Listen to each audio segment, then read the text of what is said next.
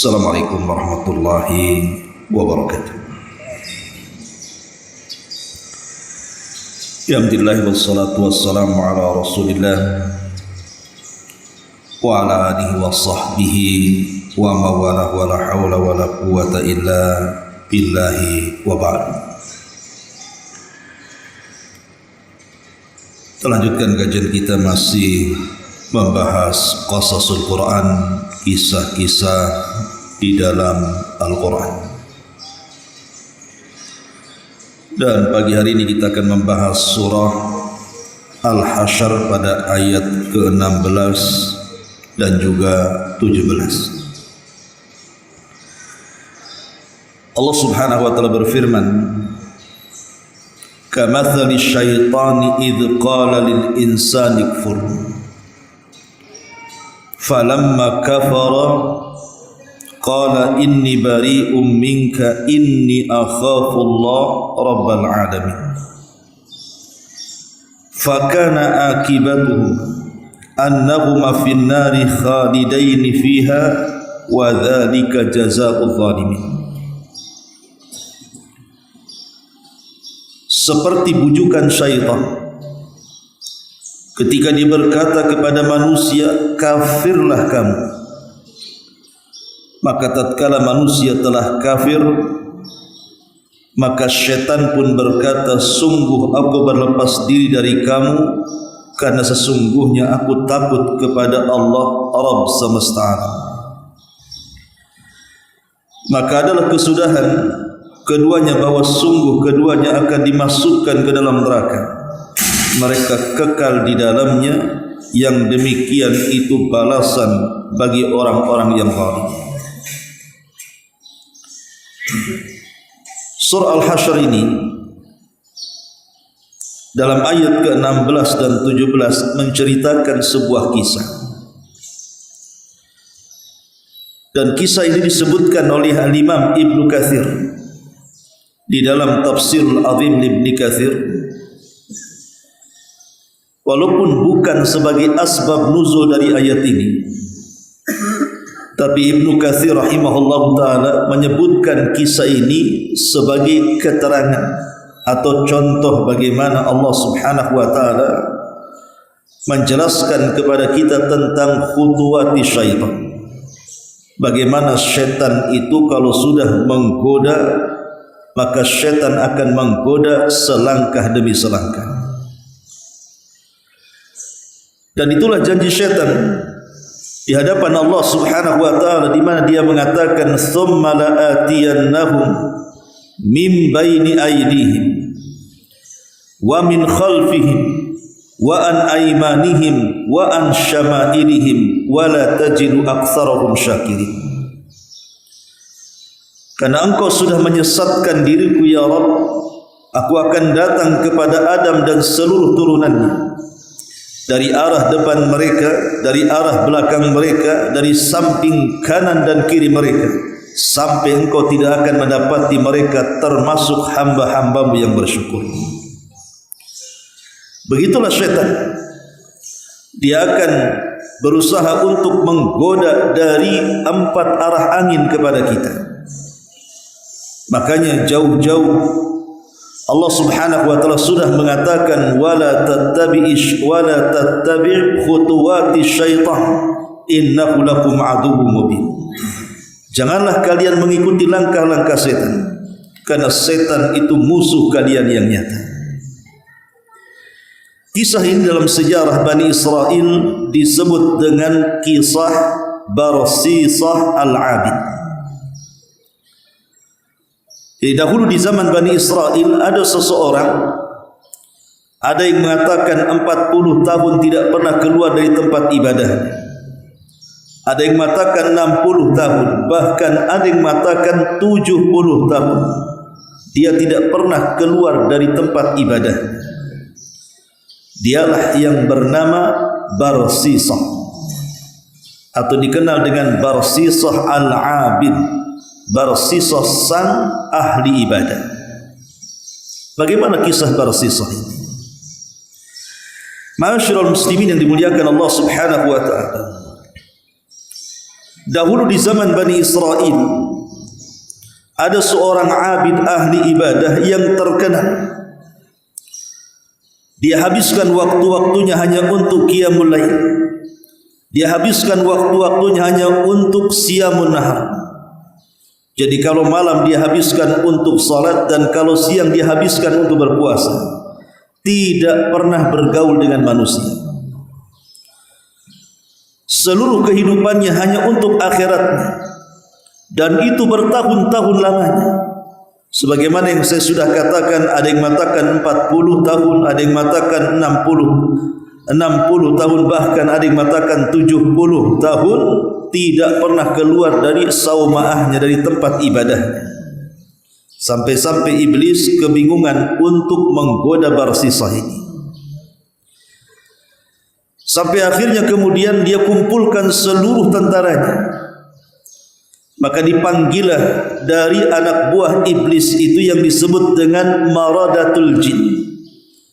Kita tahu Maradatul Jin adalah jin yang paling jahat.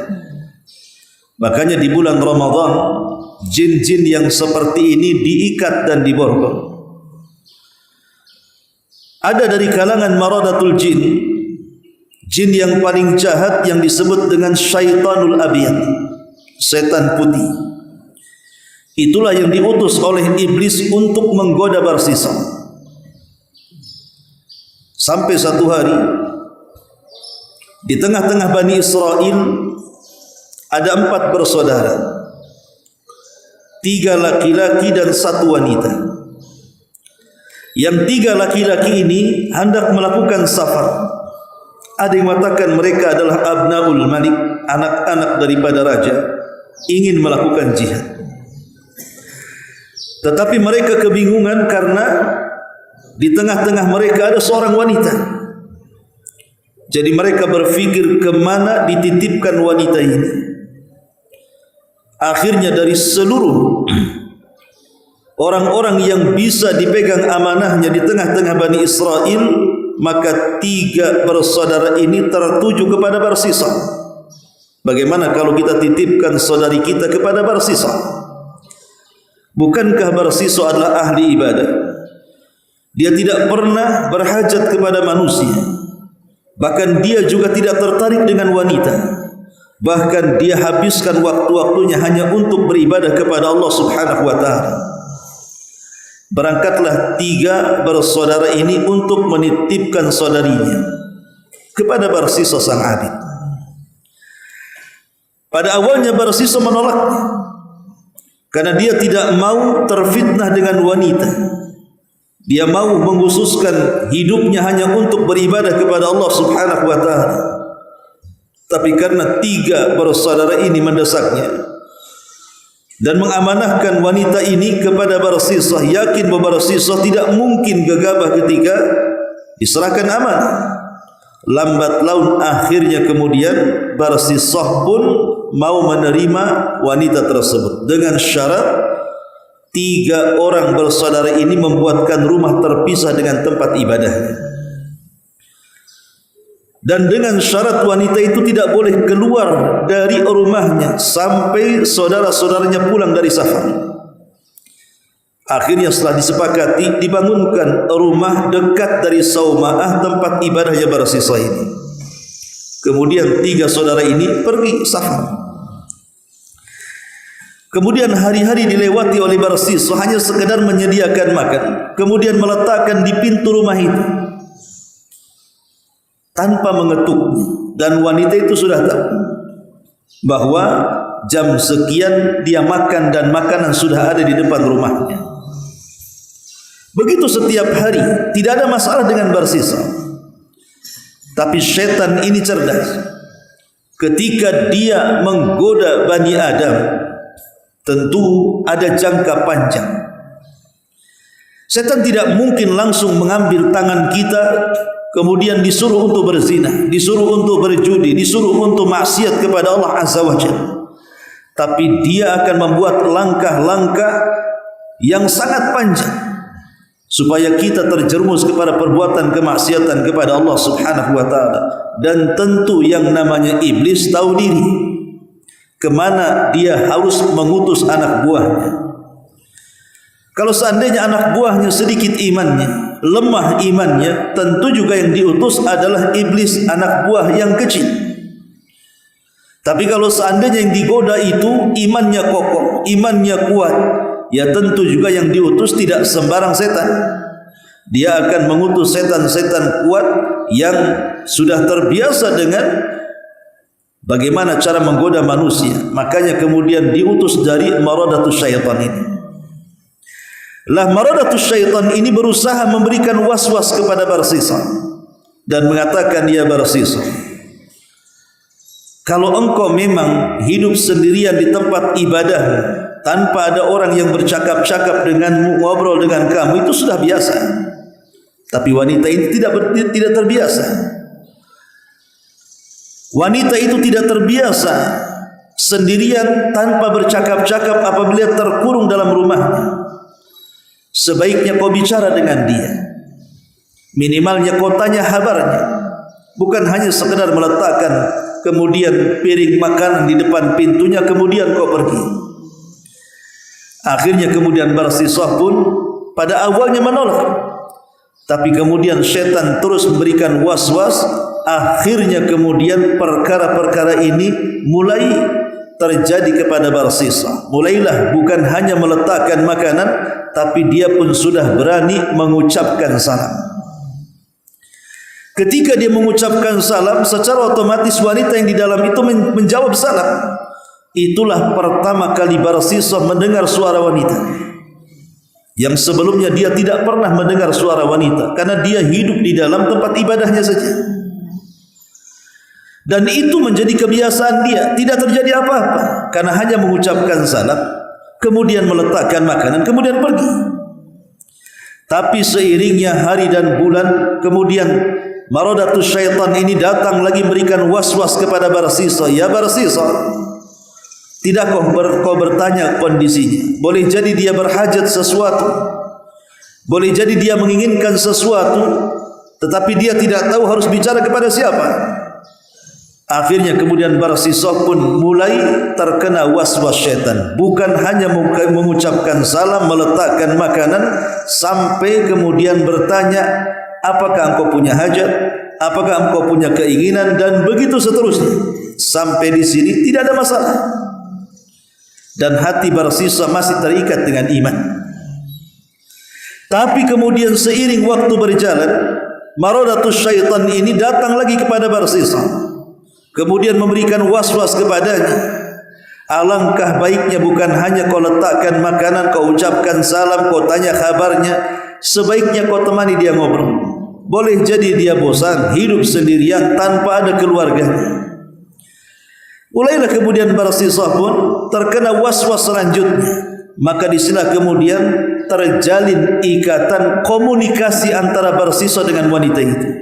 Sampai akhirnya Barsisa pun kemudian mulai bercakap-cakap dengan wanita itu. Itulah pertama dia memandang wajah seorang wanita.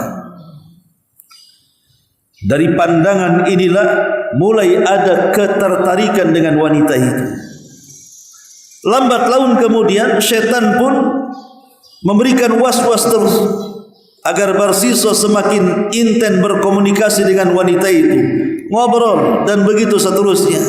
Lah dari situlah terjadi jatuh cinta Barsisa dengan wanita itu. Akhirnya apa yang terjadi? Terjadilah perzinahan, naudzubillah. Begitulah syaitan. Makanya Allah Subhanahu wa taala mengatakan wala tattabi khutuwati syaitan. Jangan kalian mengikuti langkah-langkah setan, karena setan itu akan bermula dari yang kecil, kemudian meningkat ke yang besar, kemudian meningkat ke yang besarnya lagi, sampai akhirnya tujuan setan tercapai. Berzinahlah Barsisa sekali, dua kali, tiga kali, sampai akhirnya berjalan bulan, wanita ini hamil. Setelah wanita hamil ini, dia bicara dengan Barsisa bahwa dia sedang hamil. Kalutlah Barsisa. Tapi syaitan kemudian datang lagi dan mengatakan tidak ada masalah dengan kehamilan wanita itu. Bukankah kalau seandainya wanita itu hamil kemudian melahirkan, kau bisa rawat bayinya atau kau kasihkan orang, kau hilangkan jejaknya? Akhirnya kemudian Barsisa sudah terpikir dengan pikiran jahat, padahal sebelumnya tidak terpikir masalah-masalah seperti itu, karena dia fokuskan untuk ibadah kepada Allah Azza wa Jalla. Setelah kemudian 9 bulan kehamilannya, saudara-saudaranya pun tak kunjung datang dari safarnya, dan bayi itu sudah dilahirkannya. Disinilah kemudian Barsisa mengambil bayi itu, kemudian dibawanya ke gurun pasir, disembeli, kemudian dibunuh dan dikubur. Na'udzubillah. Berawal dari perzinahan, berakhir dengan pembunuhan. Dan itu terjadi di zaman sekarang. Betapa banyak kemudian bayi-bayi yang terlahir dari hasil perzinahan. Ada yang kemudian dibunuh, dibuang di tong sampah, ada yang dibuang di solokan, ada yang kemudian dibuang di toilet dan begitu seterusnya. Persis seperti apa yang dilakukan Barsisa. Padahal Allah Subhanahu wa taala mengatakan wal mau'udatu su'ilat bi ayyi dzambin qutilat. Nanti bayi-bayi itu akan menghadap kepada Allah tanpa kepala, di mana kepalanya dipegang dengan tangan kanannya, tangan kiri menyeret pembunuhnya. Kemudian bayi ini akan mengatakan di hadapan Allah, ya Rabb, salhu bima qatalani. Tanya orang ini, kenapa dia sampai membunuh? Semua ada kisah di hadapan Allah Subhanahu wa taala. Setelah kemudian Barsisa menggorok bayi itu, kemudian membunuh dan memendamnya, kemudian setan datang lagi dan mengatakan, ya Barsisa, saya dengar 3 saudaranya akan datang dan akan menjemput saudarinya. Apakah kau merasa aman kalau seandainya wanita itu tidak bercerita engkau sudah berzina dan bunuh bayinya? Bagaimana kalau seandainya wanita itu bercerita? Maka engkau akan habis, bahkan engkau bisa dibunuh oleh saudaranya. Dari situ terpikir, lalu apa yang harus aku lakukan? Maka syaitan mengatakan, bunuh juga wanita itu. Akhirnya kemudian Barsisa pun membunuh wanita itu untuk menutup mulut, supaya tidak ada bukti. Kemudian setan mengatakan, nanti kalau seandainya 3 saudaranya bertanya kemana saudarinya, katakan saja dia sakit parah, kemudian dia meninggal, kemudian kau kuburkan. Pasti mereka percaya, karena di Bani Israel tidak ada orang yang lebih abid dibandingkan diri. Akhirnya apa yang terjadi? Kemudian dibunuh juga wanita itu. Na'udzubillah. Dia sudah membunuh bayinya, sekarang ibunya dibunuh. Lengkaplah kejahatan Barsisa ini. Ketika betul-betul saudaranya datang, kemudian mengatakan, di mana saudari kami? Maka Barsisa sebagaimana was-was dari syaitan mengatakan, saudarimu sakit, kemudian parah, kemudian meninggal, kemudian aku fardu kifayahkan, aku kuburkan, selesai. Karena yang bicara seorang ahli ibadah, tentu percaya saja. Akhirnya kemudian 3 saudara ini merasa berdosa. Kenapa dia sampai meninggalkan saudarinya sampai akhirnya meninggal dunia? Maka 3 saudari ini pulang dalam kondisi menyesal senyesal-nyesalnya. Sekarang syaitan kemudian untuk lebih menghancurkan Barsisa mendatangi 3 bersaudara ini dalam mimpi mereka bertiga, dan semua mimpinya sama dan mirip. Apa mimpinya? Memberitahu bahwa saudarinya telah dibunuh Barsisa. Saudarinya telah dihamili Barsisa, kemudian bayinya dibunuh, akhirnya ibunya juga dibunuh. Ketika masing-masing bangun dari mimpinya, saling bercerita satu dengan yang lainnya. Kok ada kemiripan antara mimpi saya dan anda? Dari situlah kemudian 3 orang ini semakin yakin dengan mimpinya, kemudian mulailah bertolak ke rumah Barsisa. Setelah kemudian diinterogasi, Barsisa tidak mengaku. Akhirnya kemudian dilaporkan kepada mahkamah di zaman itu, kepada qadhi kerajaan. Setelah mengalami persidangan yang lama, akhirnya sang hakim memutuskan Barsisa bersalah. Betapa malunya Barsisa, seorang ahli ibadah. Rupanya dia seorang pezinah, bahkan pembunuh. Harus diletakkan di mana mukanya? Kemudian akhirnya dia pun diikat di tiang saliban. Setelah diikat di tiang saliban, diarak oleh manusia, begitu malunya Barsisa, dan dia tidak mungkin lepas dari hukuman mati. Lah di tengah-tengah dia sedang disalib itu, setan datang lagi kepada Barsisa. Sekarang dia datang dalam bentuk wujud aslinya dan mengatakan, ya Barsisa, sesungguhnya akulah yang telah menyesatkan kamu. Aku yang telah memberikan waswas sehingga engkau berbuat kejahatan, tapi aku bisa menyelamatkan kamu. Aku bisa menyelamatkan kamu. Engkau akan terbebas dari tuduhan, bahkan engkau akan terbebas dari kematian. Mereka yang salah.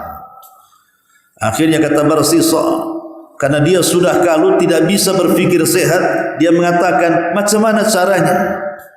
Maka kata setan ini, sujudlah kepadaku.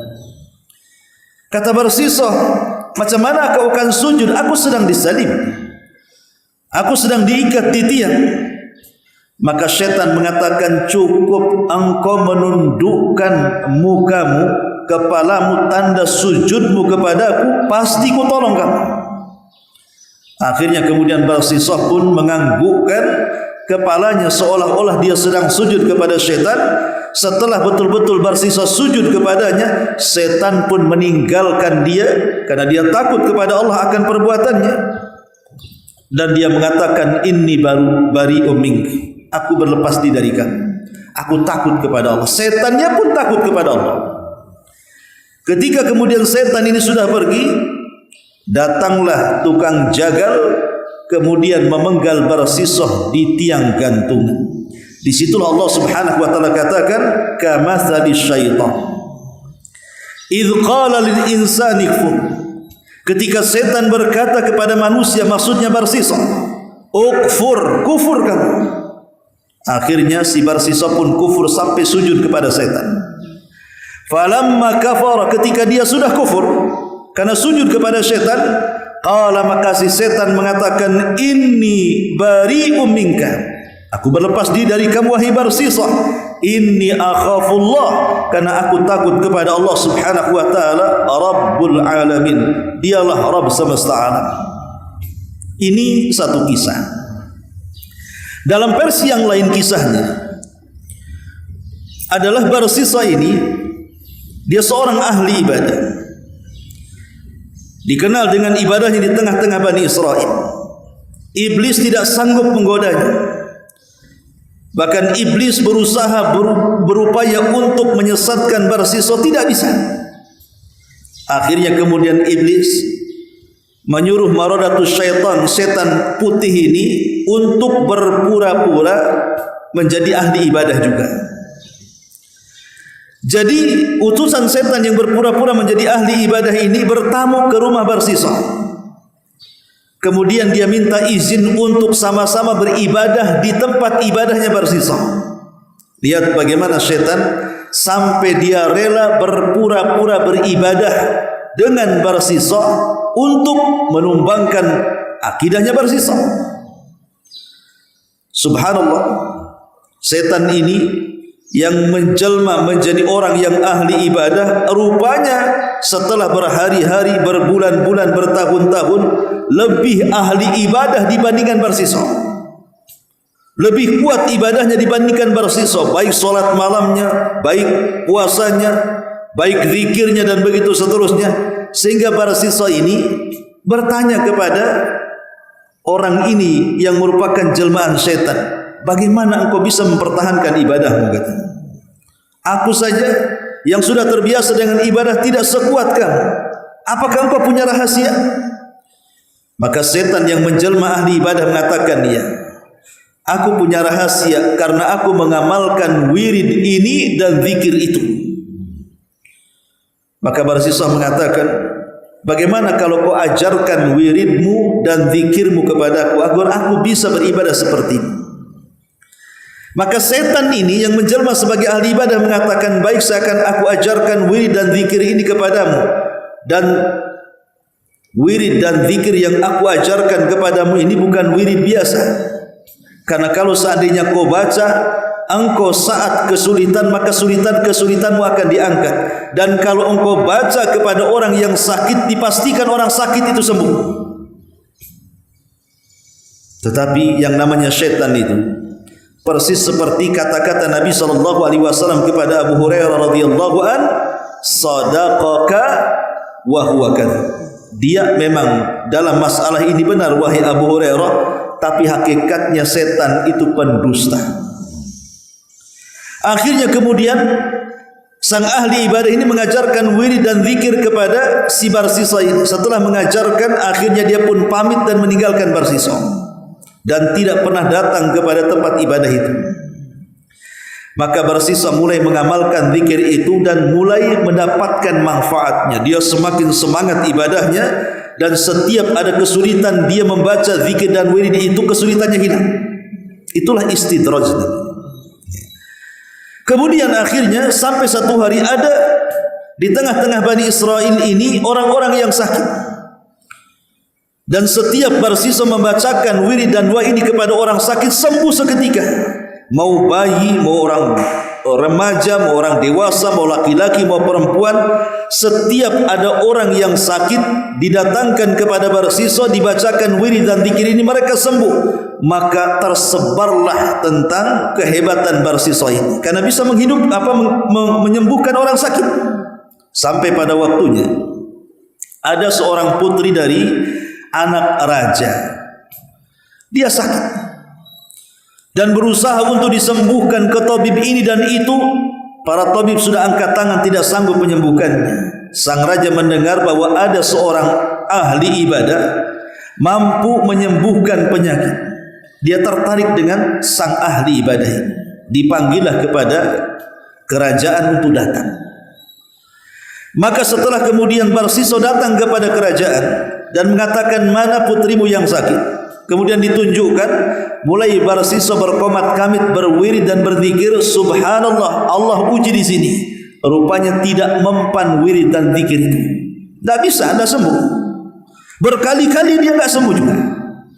Sampai pada waktunya setan yang menjelma tadi tiba-tiba datang. Ketika datang berkunjung ke rumah ibadahnya, Barsisa mengadukan perkaranya dan mengatakan, aku sudah mengamalkan wirid dan zikirmu kepada orang-orang yang sakit dan mereka sembuh, tapi kenapa putri raja tidak sembuh? Akhirnya kemudian iblis yang menjelma ahli ibadah mengatakan, ya, karena engkau membaca di hadapan orang-orang, sebaiknya bawa gadis itu ke rumah. Di tengah-tengah engkau berzikir, engkau menyendiri antara engkau dengan Allah, minta kepada Allah kesembuhan. Kemudian kau bacakan zikir-zikir itu di tengah kesepian. Mudah-mudahan Allah mengijabah keinginan. Lihat bagaimana syaitan. Dia berusaha untuk menyesatkan Barsisa. Akhirnya kemudian kata Barsisa kepada sang raja, kalau putri ingin sembuh ya harus diletakkan di rumah, dan jangan pernah kau datang sampai dia sembuh. Diletakkan gadis itu di rumah Barsisa. Maka setiap malam Barsisa berdoa kepada Allah Azza wa Jalla, kemudian membacakan wirid dan zikir yang diajarkan setan yang menjelma ahli ibadah, tak pun kunjung sembuh. Tetapi masalahnya, gadis ini adalah secantik-cantiknya wanita. Jadi saat kemudian pengobatan itu, dia melihat paras wanita itu yang cantik luar biasa. Disitulah setan memberikan was-was, akhirnya tergoda, kemudian jatuh cinta dengan gadis itu. Lama-lama kemudian diterapi sama dia, akhirnya kemudian entah setan apa yang merasuki dia, akhirnya Barsisa pun menggauli atau berzinah dengan wanita itu, sampai kemudian wanita itu hamil. Naudzubillah. Ya. Setelah wanita itu hamil, maka Barsisa kemudian kebingungan. Ini anak raja, bukan anak biasa, pasti hukumannya berat. Maka akhirnya kemudian Barsisa pun termenung, datanglah kemudian was-was setan dan mengatakan, ya Barsisa, kalau raja tahu, kamu sudah tahu konsekuensinya. Sebaiknya kau bunuh wanita itu dan janin yang ada di perutnya. Katakan kepada sang raja, tidak tertolong. Dan dia pasti akan memakluminya, karena memang tidak ada satupun dokter dan tabib yang mampu mengobatinya. Sudah semuanya angkat tangan. Jadi kalau engkau memiliki alasan seperti itu, pasti akan diterima alasannya. Akhirnya betul dibunuhnya wanita itu yang sedang sakit dan janin yang ada di kandungannya, naudzubillah. Kemudian dia melaporkan kepada sang raja, tapi sang raja tidak yakin. Ini ada kecurigaan. Makanya kemudian setelah diadakan penyelidikan kepada sang Barsisa ini, kemudian dibawa sampai kepada mahkamah pengadilan di zaman itu, terbukti Barsisa membunuh wanita itu. Maka Barsisa pun ditangkap, kemudian diikat dengan rantai. Saat diikat dengan rantai itulah setan datang kepada Barsisa dan mengatakan, sudah tahu konsekuensinya wahai Barsisa, engkau pasti dibunuh, engkau pasti dipermalukan. Kalau engkau ingin selamat, aku berikan kuncinya. Kata Barsisa, apa? Sujudlah kepadaku, engkau akan selamat. Akhirnya kemudian Barsisa pun dengan terpaksa sujud kepada setan. Setelah kemudian sujud, setan pergi dan mengatakan, inni bari'um mink, inni akhafullah rabbal alamin. Aku berlepas diri dari kamu, aku takut kepada Allah karena Dia Rabb semesta alam. Ketika setan lari, datanglah tukang jagal kemudian memenggal Barsisa, mati dalam kondisi su'ul khatimah. Di sini Allah katakan, idz qala lil insani kfur falamma kafara qala inni bari'um mink inni akhafullah rabbal alamin. Seperti permisalan setan yang berkata kepada manusia, maksudnya Barsisa, kufurlah kamu, jadilah ke orang kafir, maksudnya sujudlah kepadaku. Maka ketika Barsisa betul-betul sujud kepada setan, falamma kafar, setelah dia kufur karena akidahnya ditanggalkan dan sujud kepada setan, sudah tidak sujud kepada Allah, maka setan cuci tangan dan mengatakan, inni bari'um mink, aku berlepas diri dari perbuatan, inni akhafullah, karena aku takut kepada Allah Rabbal alamin, Rabb semesta. Lihat, ini pelajaran bagi kita bagaimana khutuwati syaitan. Terkadang syaitan ini datang kepada kita bukan dalam bab maksiat saja, tapi datang kepada kita dalam bab ibadah. Dia menyuruhnya kita untuk memperbanyak ibadah kepada Allah Azza wa Jalla, sampai pada waktunya ibadah itu akan menghancurkan dirinya. Boleh jadi karena riya, boleh jadi karena sum'ah, boleh jadi karena ujub, ketakabur dan yang semacamnya. Ataupun mengajak manusia untuk melakukan kemaksiatan selangkah demi selangkah. Jadi setan itu ada jangka pendeknya, ada jangka panjangnya. Maka dari sini kita tahu kecerdasan syaitan. Makanya kenapa kemudian Allah Subhanahu wa taala sudah memperingatkan di dalam Al-Qur'an tentang bahaya syaitan ini, agar kita senantiasa mengenali madakhil syaitan, tempat-tempat masuknya setan kepada diri kita. Dengan cara apa? Dengan cara menjaga diri kita dengan zikir, dengan wirid, dengan doa, baca Quran dan lain sebagainya yang sudah diajarkan dalam syariat kita kepada kita untuk menjauhkan kita dari godaan syaitan. Inilah kisah Barsisa, sang abid yang dimurkai Allah Subhanahu wa taala. Subhanakallahumma bihamdika asyhadu an la ilaha illa anta astaghfiruka wa atubu ilaik. Allahu taala alam. Assalamualaikum warahmatullahi wabarakatuh.